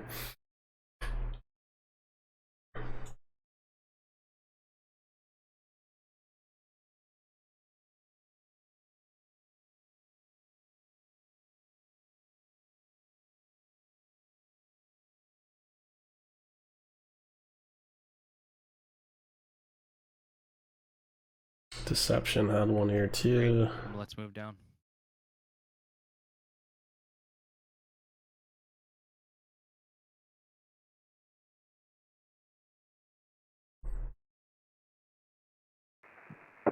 And Center, all Napoleon Air 69 is back with you. Napoleon 69, Minneapolis Center, roger. Alright, so there's one for you, Will. From Deception, best airline overall to communicate with, i.e. humor, etc. You know, I don't think we can really pin it down to one individual airline. It really just all depends on the pilots for them. If I had to pick an airline, it would probably end up being one of the cargo carriers, more so just because they fly during the mid. The frequencies are a little less busy. There's not as many people on there, and so you can pass a lot more information. And because there's not as many of them, you just know where they're flying. For example, every single night it's just about the same. We have 6 FedExes come out. They all have the same destination every single night. 3 UPSs come out in my airspace. 1 goes to Lubbock, and after he lands at Lubbock, he goes to Phoenix. You always know it's the same pilots. I actually, just the other day, asked a pilot if he essentially wanted a shortcut on his next flight before he landed on his flight into Lubbock. And the reason being is because if he takes his filed flight plane out of Lubbock, they were going to turn him up to a course that was going to take him on like a 320 heading, where I was okay with him going direct to fix, which would essentially just been a 280 heading. and instead of Lubbock up, making him have that turn on his filed route, just for me to have him stop the turn and then turn back to the left, I said, hey, do you have any reason that you want to fly over these fixes, or do you want me to amend the clearance here? And he says, no, we'll take any shortcuts on the next one. So I just went ahead and updated the flight plan, told Lubbock, hey, that this was approved and that the pilot's already expecting it on his clearance for his next flight.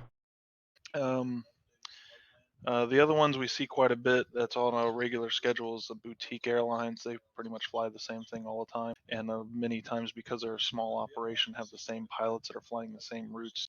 And so you might have the same set of pilots that are flying 3 or 4 round trips back and forth in and out of DFW. And because of that, you see them commonly throughout the day.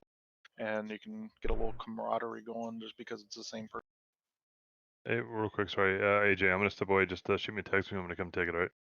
Okay, yeah, probably within the next 15 Minneapolis minutes. departure, helicopter 6 Charlie in flight, ready, taxi information, November. I'm sorry, helicopter calling Minneapolis departure, check your frequency please, 24/7, they're talking to the center here. My apologies. We'll talk to you soon. Feeler 777 told us to load up here. He follows you on Twitch. Okay. Frontier Flight 1514, contact to Minneapolis, approach 124.7, good morning. It's been real, it's been fun, it's been real fun. Minneapolis approach 124.7, Frontier 1514. Delta 214, you've started down extremely early. Feel free to keep your speed up. Again, you can go fast at 10,000. Feel free to pick it up above 250, well above 250 if you can. Yeah, we'll keep it at 280. Yeah, we thought we started a little bit early there, Delta 214. Everybody's starting down early tonight. I have to repeat beacon codes to every single person that's checked in over the course of the last 2 hours. It's been fun. It's good times. Good times.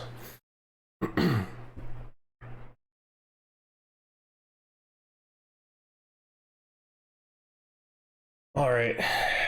I'm thinking that we're kind of winding down with this here. I don't see too many more questions popping up from people.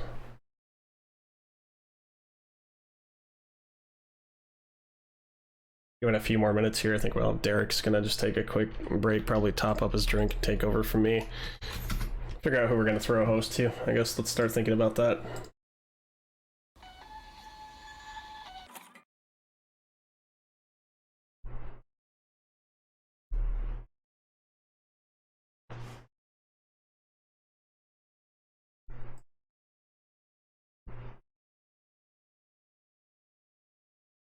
Oh, Brett's doing his Saturday giveaway tomorrow. Probably throw him 1 year to him. That'll be decent. So, Miss Caprice, thanks for the follow. Appreciate it.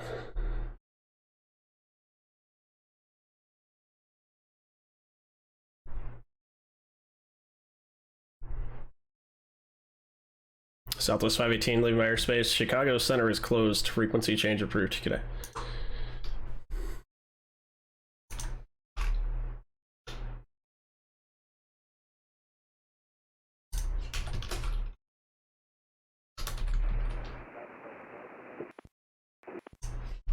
South.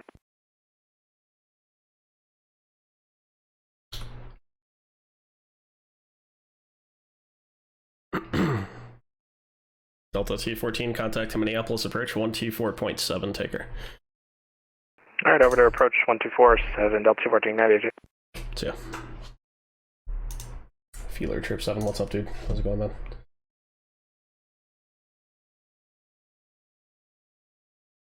Question for Will. Hang on, we got to had one here too. Minneapolis Center, Southwest 518. Thank you for your service, sir. Have a good night. Frequency change approved. Southwest 518. Yep, good night. Will, there's one for you here too, if you're still here. Yeah, I was waiting. I saw. Yeah, we good. Okay, it's up on stream. Yep. Forward Center is a pretty darn good place to work. I'm really happy. I'm not from the area, and because of that, I do have an interest with my 3 young kids to be able for them to grow up around all the nieces and nephews, which are around relative age, and that just makes my decision to whether or not to possibly put in for a transfer even that much more difficult because of how good Fort Worth Center is. There's a great relationship between NACA and management, or at least that's the way it seems from the controller side. They seem to get along great, and the working environment just a lot of fun. For as far as the people that are there, I would easily say 80% of the people are really easygoing and easy to get along. You know, every place will have some people that you just don't quite mesh with, but when it comes down to it, you know, regardless of what personalities are, you hear that word emergency or something like that, it doesn't matter who it is, they're there to help. And it's very few times, even though we'll get upset at each other on certain things, you don't see too many grudges being held to where it actually affects the operation by any means. As far as going out with the people I work used to quite a bit, now I got 3 kids that are all under 4, and so that kind of quickly eliminates that ability quite a bit.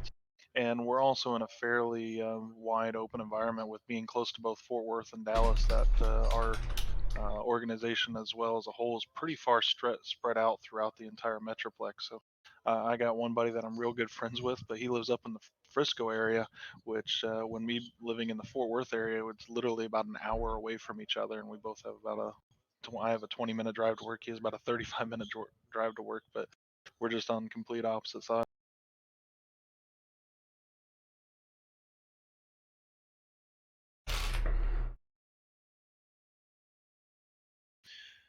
For if you don't mind, I'll just keep going since I see his next question already. Is that I don't have any issues with our NACA organization at all. Our particular area that I'm in is 100. I think the building overall, we're a little bit over 90.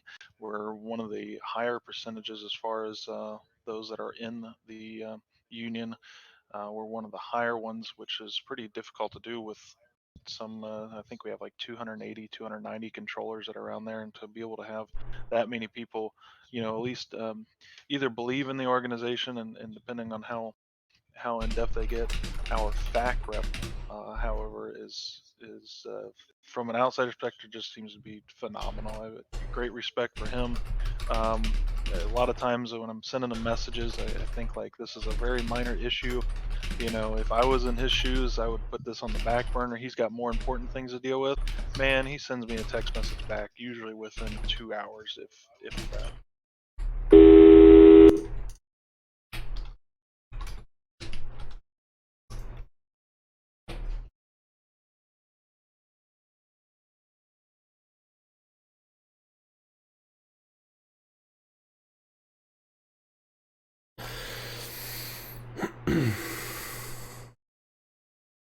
Oh, below mins, I'm just checking on the guy that's frozen on the boundary between ZMP Maple and... Center Delta 1651 climbing with you. 12,500 for 17,000. Delta 1651 Minneapolis, Roger. Climb maintain flight level 210, cleared direct Duluth Airport. Direct Duluth up to flight level 210, Delta 1651.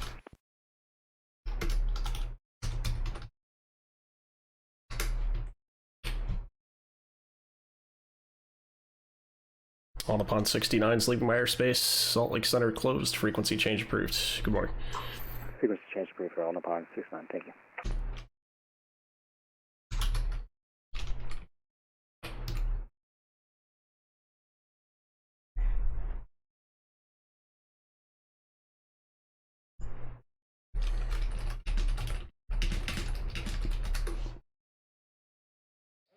Alright, guys. Oh boy. Here comes XOC creating with a party of 5. What's up, Zeke? How's it going, man? Thanks for the raid, dude. We're just kind of wrapping up for the night here, though, too. I think I'm gonna throw you guys over to Brett. Brett's got a big giveaway going on tomorrow and stuff, courtesy of a lot of donations he's received, which is awesome. So, yeah, sorry, kind of a day late and $1 short, but thanks for the raid anyways, dude. I appreciate it. Still get credit for that. Like I said, I'll go back through the statute miles to nautical miles tonight. I'll get through to that. Duplicates will be deleted, just heads up. And again, it's 5,000 to 500. That's the conversion rate, 5,000 to 500. Just heads up on that too. So I'll get to that after the stream. But yeah, thanks again for the raid, dude. I appreciate it. Cheers. Cheers, Zeke. Hope you're having a good night, dude. Cheers. Papa's going to be taking over for the mid shift here. I will be done with our Iron Mike push, at least as of the time being. So that's it for me. I've put in my allotted time. So the rest of it's up to these guys here to make sure that this goes off without a hitch, but so far we're perfect. We've got about 35 hours to go, give or take. So we're getting there, bud. We're getting there, bud.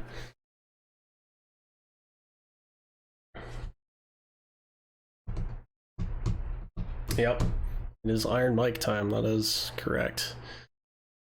It's Iron Mike time. All right. Well, throw this up again for you guys. If anyone's new to the shameless shout out to my. Oh yeah, and then I'll do that here in a sec too. No problem. Let me throw. Oh shit, I put up the wrong thing here. Honeycomb. There we go. So just a quick shout out for anybody that's new here in regards to the Honeycomb Aeronautical Giveaway Alpha Flight Control Yoke and Twitch. Yoke and Twitch. Jesus Christ, AJ, have another fucking glass of wine. Yoke and Switch panel. That'll be going to one lucky viewer on the 31st of May. Cost is 600 nautical miles per ticket, max of 50 tickets per person. Subs, donations, raids, and hosts will earn extra nautical miles that should automatically be credited to your account.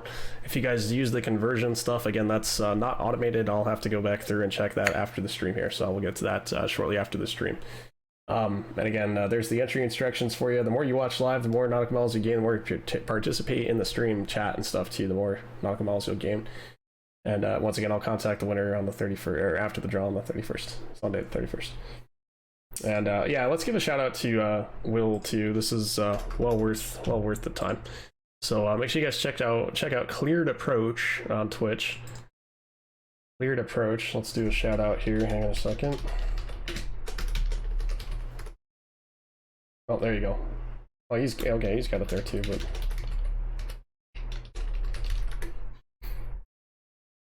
Cleared Approach too. This is Will again. He's been talking with us for a lot of the night tonight. He streams whenever he gets a chance to. It's sometimes there's some variance in his schedule and stuff. He's got a household full at home, some kids to deal with and stuff, and a wife. So it's not always the easiest for him to plan out a schedule in advance. But he likes to stream, and he's very detailed about getting into explanations about stuff. Will is somebody I look forward to working more with in the future on some projects and stuff that we're in discussion about. Hope to do more of these streams too going forward to cover some of the finer topics of ATC. So make sure you guys check out Will for sure. Give him a follow on Twitch. Can give you a quick thank you as well. Yeah, thanks again for being here tonight, dude. I appreciate it. Here comes yeah, the no, COVID thanks cough. for having me. Really appreciate hanging out. Had a lot of fun. That's what basically keeps me around in the VATSIM after I got into the FA, is to continue to have these conversations and the camaraderie and the community with the people here on the network. And that's what gets me on the Twitch. As you said, that I don't stream quite often. That's just simply the fact of being working and having 3 kids that are under the age of 4, but I do try to get on here at least once every 2 weeks for the most part, and just for that, so we can have discussions very similar to this. Thanks, Pudge, for the follow. Just got that there as actually it's Pudge the Panda. Appreciate you, and it looks like somebody else is on there as well, but yeah, again, appreciate Yeah, awesome, dude. Yeah, thanks again, Will. Z, if you're here too, thanks again for swinging by, dude. I appreciate it.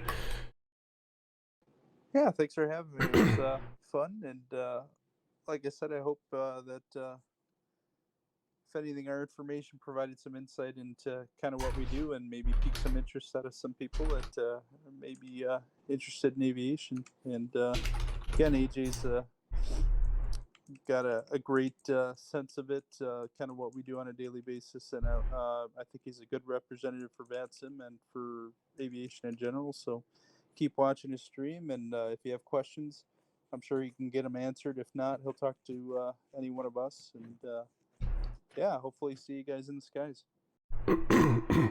Yeah, thanks again, Alex. I appreciate it, man. Derek, Papa Hood, hello. He's still taking care of the kid.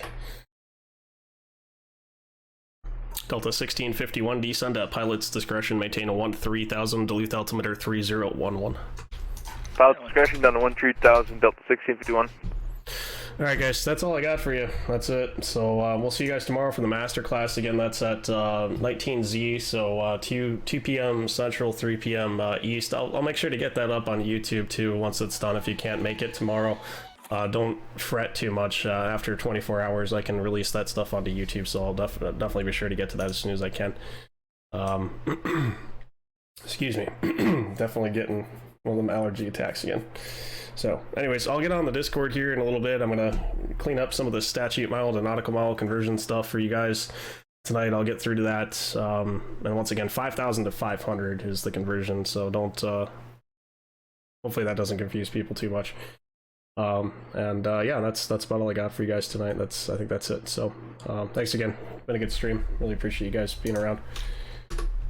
Get this raid started. Go say hi to Brett. Brett's doing a big giveaway tomorrow, so you guys probably want to be around for that too. He's doing a big giveaway tomorrow, so shout out to him for sure.